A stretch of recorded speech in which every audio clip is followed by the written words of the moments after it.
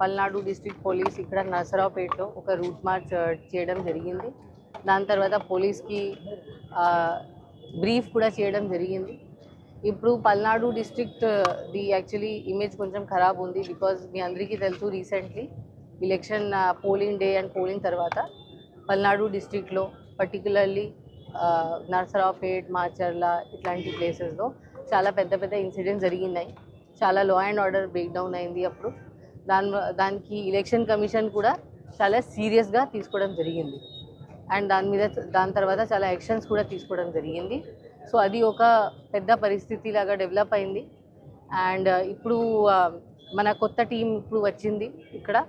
And we're very serious. మనం సీరియస్గా ఇప్పుడు law and order total restore ఎట్లా చేయాలి, ఏం ఇబ్బంది లేకుండా ఒక కామన్ మ్యాన్ది లైఫ్ ఎట్లా డిస్టర్బ్ చేయకుండా ప్రాపర్గా నడిపించాలి. That is our main goal.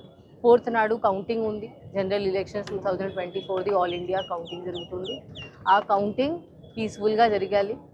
కౌంటింగ్లో ఏ ఇబ్బంది లేకుండా దాని తర్వాత కౌంటింగ్ తర్వాత అండ్ కౌంటింగ్ డ్యూరింగ్ ఆల్సో మన డిస్ట్రిక్ట్లో ఎక్కడైనా ఏమీ లా అండ్ ఆర్డర్ జరగకుండా చూడటం, అది నా ఫస్ట్ గోల్ ఉంది. సో దాని మీద మనం ఫోకస్ చేసి చాలా ప్లానింగ్ కూడా చేయడం జరిగింది. మీ అందరికీ చెప్పడానికి ఇది నేను చెప్తున్నాను. ఫస్ట్ నుంచి మనం సెక్షన్ 144 ఫస్ట్ ఈవినింగ్ నుంచి మనం చాలా గట్టిగా ఎన్ఫోర్స్ చేస్తాము.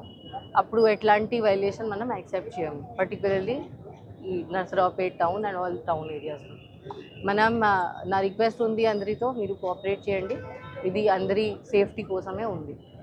అండ్ నా మెసేజ్ ఏముంది అందరికీ, పబ్లిక్ కోసం, దట్ ఏం లా అండ్ ఆర్డర్ ఇష్యూస్ ఇంత క్రైమ్స్లో పార్టిసిపేట్ చేయకండి. అల్టిమేట్లీ మీ మీద కేసు పడతాయి. నేను ఎవరికి వదిలేను.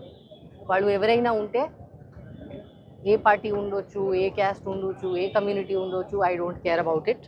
ఇఫ్ ఎనీబడి ఒక నేరం చేస్తే నేను ఖచ్చితంగా వాళ్ళ మీద కేసు కడతాను, వాళ్ళకి జైలు పంపిస్తాను, వాళ్ళ మీద గట్టిగా యాక్షన్ తీసుకుంటాను.